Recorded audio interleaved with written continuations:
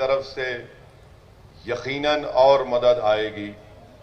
रास्ते में कांटे होंगे तो यकीनन उन कांटों से और खाक और खून के दरियाओं से गुजरने से ही हम अपने ईमान को मजबूत भी करेंगे और अपने भरोसे को भी, और साथ ही साथ हमारे दिलो दिमाग में एक नया एतमाद पैदा होगा।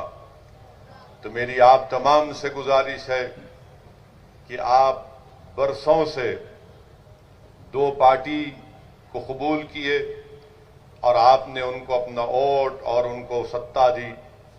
आज मजलिस और बीटीपी गुजरात की जनता के सामने एक विकल्प के तौर पर, एक अल्टरनेट पॉलिटिकल प्लेटफॉर्म के तौर पर आपके दरमियान में आ रही है।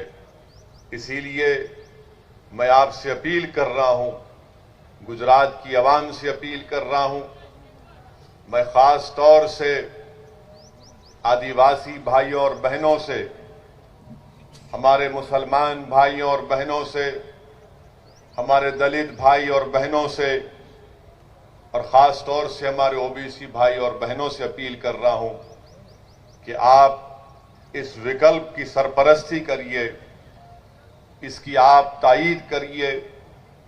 ये एक जो पौधा हम गुजरात में लगा रहे हैं, ये सिर्फ इलेक्शन की हद तक नहीं है।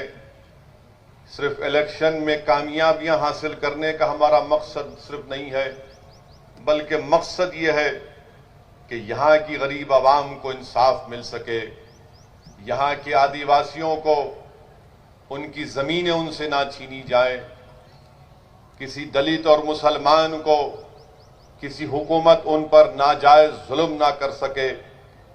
और पूरी लड़ाई का मकसद ये है कि जो बाबा साहिब अम्बेडकर का बना हुआ संविधान है, जिस संविधान ने हम तमाम को हुकूक दिए, राइट्स दिए, उन राइट्स को हासिल किया जाए।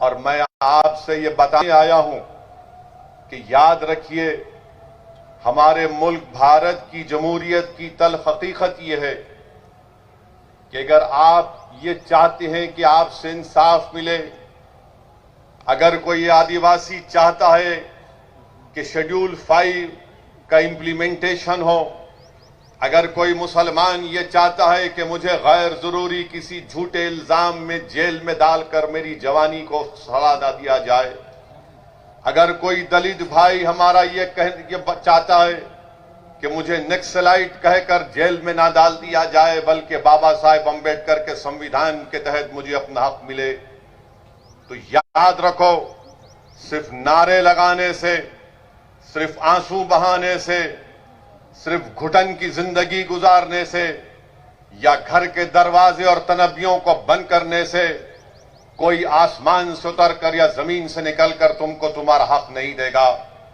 भारत का संविधान आपसे ये कहता है कि अगर तुम हिम्मत वाले हो, अगर तुम्हारे सीनों में एक धड़कता हुआ दिल है, अगर तुम सिवाय अल्लाह के किसी से नहीं डरते, तो जमहूरियत में सालों सिर्फ वोट डालने वाले मत बनो, वोट हासिल करना भी अपना मकसद बनाओ। जिस दिन आप अपना वोट हासिल करेंगे, जब ये तमाम वंचित समाज अपना वोट हासिल करेंगे, तब जाकर हम बाबा साहिब अम्बेडकर ने संविधान में जिन 4 बातों का जिक्र किया था, जिसमें बाबा साहिब अम्बेडकर ने कहा था कि मैं तो संविधान बना चुका हूं, और बाबा साहिब अम्बेडकर ने कहा कि अब ये आदिवासियों पर, मुसलमानों पर, दलितों पर, ओबीसियों पर मुनसिर है कि अगर वो अपने ख्वाबों को पूरा करना चाहती हैं, तो तुमको जरूरी है कि मैं तुमको वोट डालने का हक भी दे रहा हूं और वोट हासिल करने का भी हक दे रहा हूं। भारत का संविधान, जो हमारे संविधान बनाने वालों ने हमसे क्या कहा कि अगर तुम लिबर्टी हासिल करना चाहते हो, आजादी हासिल करना चाहते हो, अगर तुम इक्वालिटी हासिल करना चाहते हो, मसावात हासिल करना चाहते हो, अगर तुम जस्टिस हासिल करना चाहते हो, इंसाफ, अगर तुम फ्रेटर्निटी हासिल करना चाहते हो, भाईचारगी, तो याद रखो तुमको अपने मुकद्दर के फैसले खुद करना पड़ेगा। और तुम अपने मुकद्दर के फैसले उस वक्त करोगे जब तुम एक सियासी ताकत बनोगे। तुम सियासी ताकत उस वक्त बनोगे जब तुम अपने वोट से अपने नुमाइंदों को कामयाब करोगे। और कौन तुम्हारे नुमाइंदे होंगे? जो कांग्रेस, बीजेपी और दूसरी पार्टी का नहीं होगा, बल्कि तुम्हारे ही दरमियान से तुम किसी एक दीवाने को या फिर तुम्हारी बहन को तुम जब कामयाब करोगे, वो जब तुम्हारे नुमाइंदे तुम्हारे वोट से कामयाब होकर गुजरात की असेंबली में जाएंगे तो उनकी जबानों पर ना मोदी का खौफ होगा, ना कांग्रेस का खौफ होगा, बल्कि उनकी जबानों पर तुम्हारी नाइंसाफियों की दास्तानें होंगी। उनकी जबानों पर इंसाफ की मुतालबा होगा। यही पैगाम देने के लिए हम आए हैं, यही पैगाम और हमारा मकसद एक ही है। इसीलिए आज हम छोटू भाई वसावा के साथ खड़े होकर उनसे कंधे से कंधा मिलाकर हम ये लड़ाई लड़ना चाहते हैं। मैं आपसे अपील कर रहा हूं कि आप ना सिर्फ इसमें साथ दीजिए बल्कि हमारे लिए दुआ करिए। और आपसे अपील कर रहा हूं, याद रखो, जमहूरियत में डरने से कुछ हासिल नहीं होता। जमहूरियत में सिर्फ खामोश बैठने से कुछ हासिल नहीं होता। याद रखो, जो सबसे ज्यादा आवाज लगाएगा उसी की आवाज सुनी जाएगी। जो रोएगा दुनिया उसको और दबाएगी। जो डर जाएगा इख्तिदार की कुर्सियों पर बैठने वाले उसको और डराएंगे। आप मुझसे सवाल करेंगे कि असदुद्दीन ओवैसी तुम क्या कह रहे हो कि जो डराएगा, जो डरता है उसको और डराया जाएगा, जो रोता है उसको और रुलाया जाएगा, और जो सबसे ज्यादा आवाज लगाएगा तो उसकी आवाज को सुना जाएगा। ऐ भरूच के जियालो, ऐ भरूच के मेरे शेरों जो तुम आज यहां पर जमा हुए, सुन लो मेरी इस बात को, सुन लो मेरी इस बात को।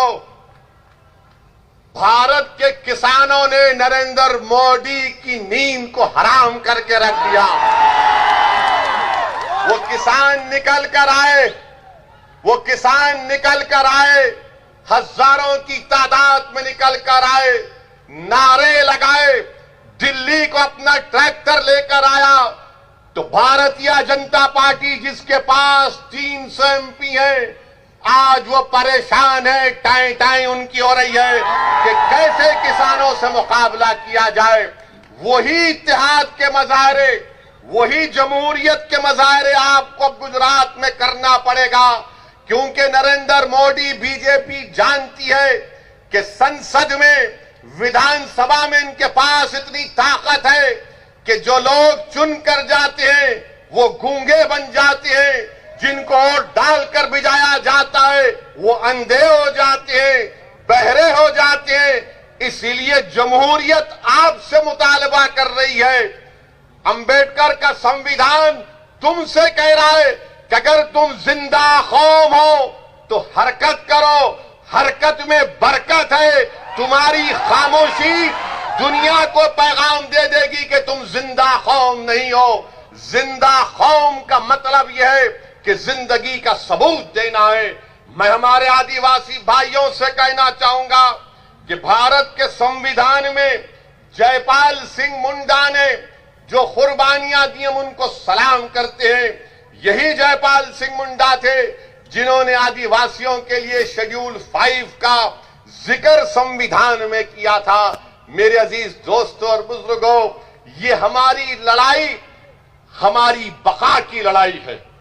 ये हमारी लड़ाई हमारे संविधान को बचाने की लड़ाई है। हमारी लड़ाई इस मुल्क में अमन को मजबूत करने की लड़ाई है। मैं आज के जलसे से उस अजीम आदिवासी constituent assembly debate constituent assembly के रुकन जयपाल सिंह मुंडा को भी सलाम करता हूं कि इन बुजुर्गों ने हमको, हमारी आने वाली नस्लों के लिए ये सोचकर शेड्यूल 5 का इनकॉर्पोरेशन भारत के संविधान में किया था। मैं आज के जलसे में मोहतरम जनाब अहमद पटेल साहब को भी खराज अकीदत पेश करना चाहूंगा। ये उनकी सरजमीन है। यहीं से अहमद भाई निकलकर दिल्ली गए और कांग्रेस पार्टी के ऊंचाइयों तक पहुंचे। मैं अल्लाह से दुआ करता हूं कि अल्लाह सुब्हानहू व तआला अहमद पटेल साहब की मग़फ़िरत फरमाए, अल्लाह उनकी खबर को नूर से भरे, अल्लाह उनके अफराद ख़ानदान को सब्र जमील अता फरमाए।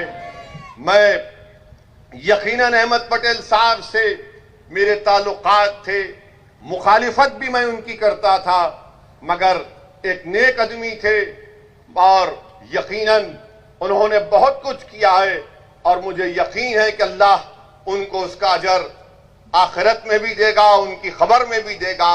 और मेरी दुआ है कि अल्लाह सुब्हाना व तआला उनके फर्जन को उनका नेक ने में बदल बना दे, अल्लाह उनकी कुर्बानियों को रायगा जाने ना दे। मेरे अजीज दोस्तों और बुजुर्गों, एक और अहम बात जिसकी तरफ मैं आपकी तवज्जो चाहता हूं, अभी हमने आपके सामने कहा कि शेड्यूल 5 जो कॉन्स्टिट्यूशन में है, संविधान में, उसका इंप्लीमेंटेशन नहीं होता है। मैं भरूच के और गुजरात के मुसलमानों से और गुजरात के उन जनता से जो अंबेडकर के संविधान की खूबसूरती और ताकत को समझते हैं,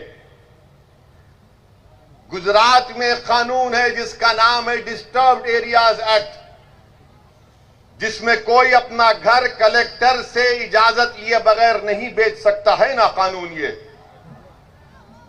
अब आप ये देख लो, मैंने क्या कहा था आपसे कि हम छोटू भाई वसावा साहब के साथ मिलकर लड़ाई लड़ना चाहते हैं। एक तरफ आदिवासी कह रहा है कि शेड्यूल 5 का इंप्लीमेंटेशन हो, तो कहा जाता है कि नहीं इंप्लीमेंटेशन करेंगे, बीजेपी की सरकार कहती है। दूसरी तरफ अंबेडकर का बना हुआ संविधान कहता है कि गुजरात में डिस्टर्ब्ड एरियाज एक्ट संविधान के खिलाफ है, इसको हटाओ। तो बीजेपी कहती है हम इसको नहीं हटाएंगे। मैं अपना घर और दुकान नहीं बेच सकता हूं और तुम वहां पर शेड्यूल 5 का प्रोटेक्शन आदिवासियों को नहीं दोगे, उनकी जमीनों पर कब्जा करोगे। 121 गांवों को इको सेंसिटिव आपने करार दे दिया, पानी आपने निकाला हमारी जमीनों को लेकर और आदिवासी गांव तक पीने का पानी मुहैया नहीं किया जाता।